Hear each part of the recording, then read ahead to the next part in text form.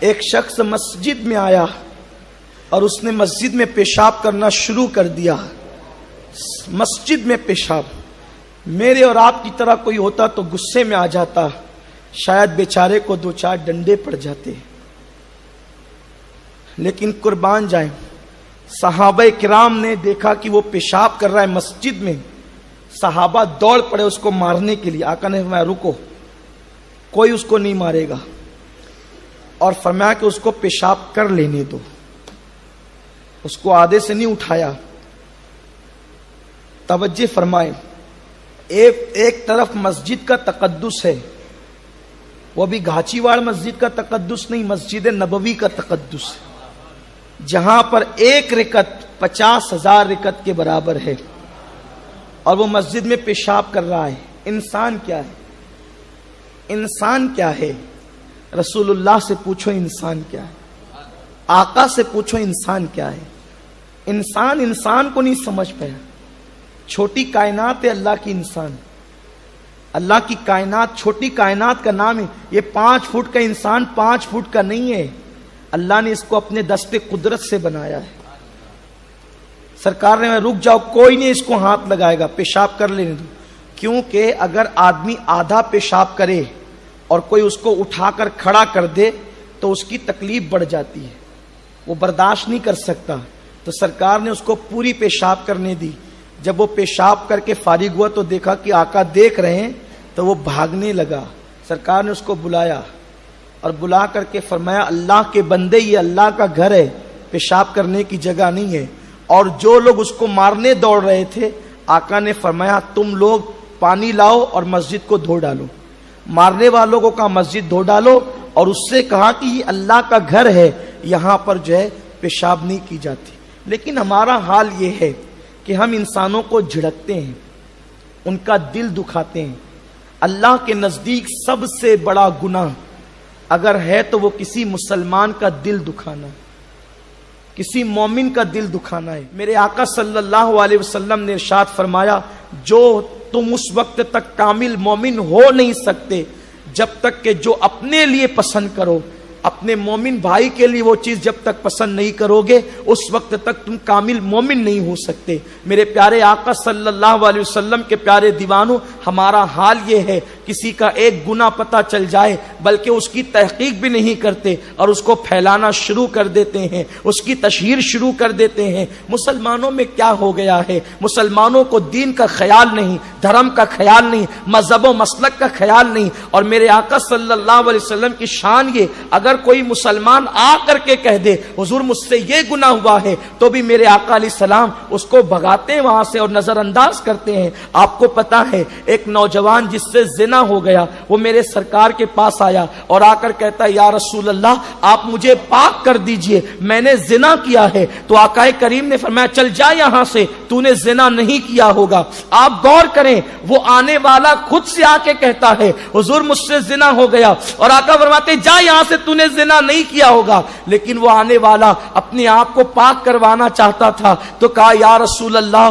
میں نے زنا کیا ہے. تو آقا فرماتے ہیں کہیں یہ شراب کے نشے میں تو نہیں بک رہا ہے, تو اس کا منہ سونگھو. آپ غور کریں ایک مومن کی عزت بچانے کا کتنا خیال ہے, وہ اپنے منہ سے اقرار کرتا ہے اور آقا اس پر کیسے پردے ڈالتے ہیں. آج جو عیب کسی پر نہیں کھلنے دیتے, کب وہ چاہیں گے میری حشر میں رسوائی ہو.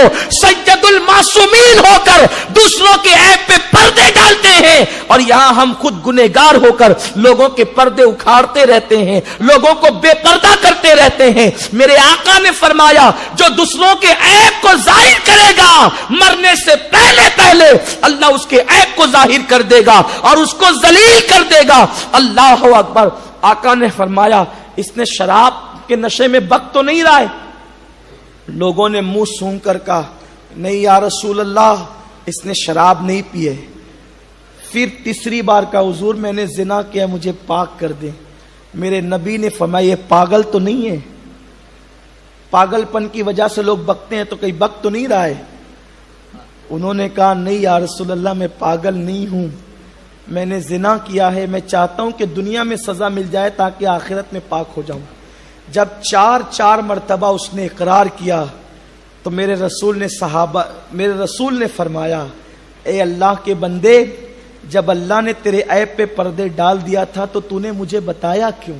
ارے چھپا لیتا، لیکن اب چونکہ تو نے جو ہے وہ بتا ہی دیا ہے اور 4 مرتبہ اقرار کر لیا ہے، تو اب صحابہ کو کہا لے جاؤ اس کو، یہ شادی شدہ ہے، اس کو سنسار کر دو۔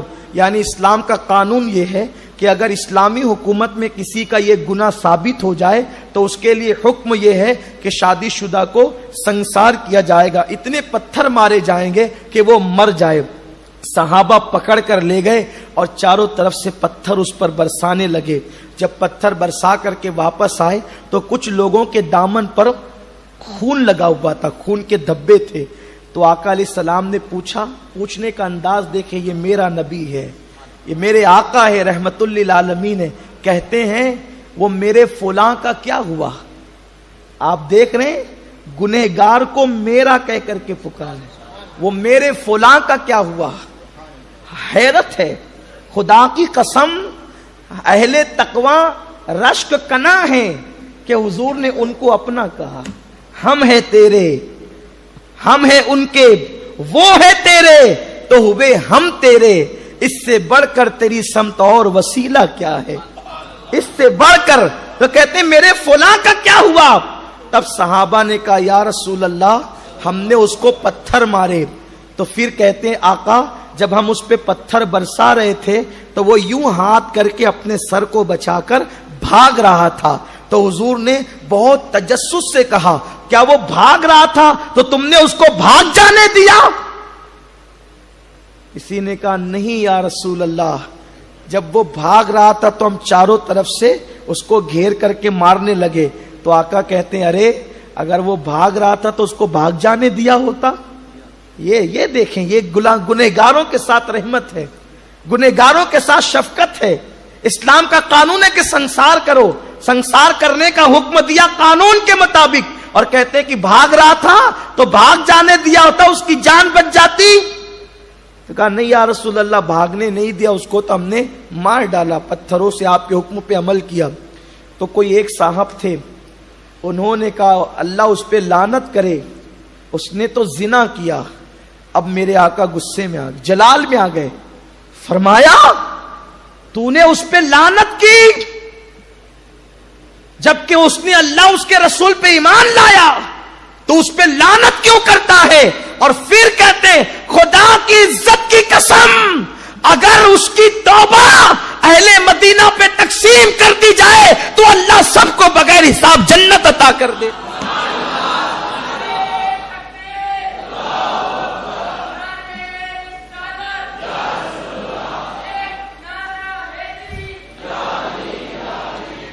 میرے سمجھ میں نہیں آتا کہ دین ہم نے کہاں سے سیکھا، دین یہ ہے اور ہم کہاں چلے۔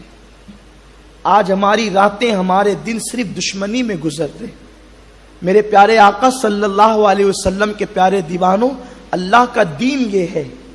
مصطفیٰ کریم صلی اللہ علیہ وسلم نے ہمیں دین سکھایا۔ ایک مرتبہ میرے سرکار مکے کی گلی سے چلے تو دیکھا کہ ابو جہل کا غلام ہے، جو ابو جہل کے ساتھ ساتھ میرے آقا کو اذیت پہنچاتا ہے، لیکن وہ بیمار اتنا ہو گیا کہ آخری دم آ گیا اس کا، اور اس کو ابو جہل نے ایک کٹیا کے اندر ٹوٹی کٹیا میں پھینک دیا۔ تو اس کو بخار اتنا شدید تھا کہ لوگ جو ہے بخار کی وجہ سے اس کے قریب نہیں جاتے تھے، اکیلا پڑا تھا اور چلاتا تھا ہائے لوگوں نے مجھے ضائع کر دیا، ہائے لوگوں نے مجھے ضائع کر دیا، لوگوں نے مجھے ضائع کر دیا۔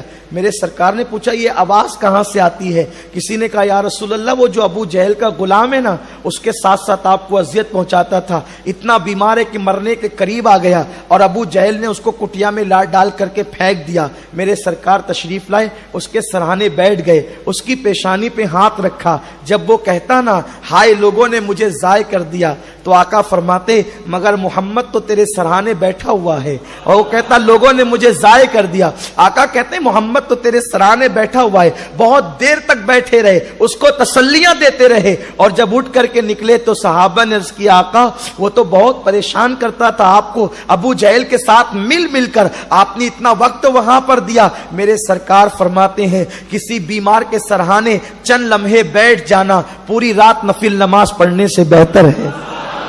سرے بالی انہیں رحمت کی ادا لائی ہے، سرے بالی انہیں رحمت کی ادا لائی ہے، حال بگڑا ہے تو بیمار کی بنائی ہے۔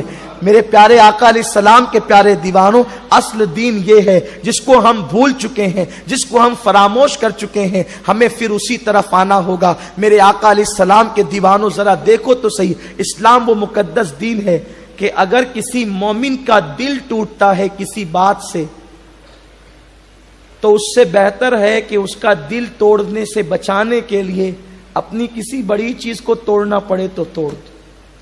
بلکہ ہمارے بزرگوں نے تو روزے توڑ دیے لیکن دل نہیں توڑے، ہمارے اسلاف نے روزے توڑ دیے دل نہیں توڑے۔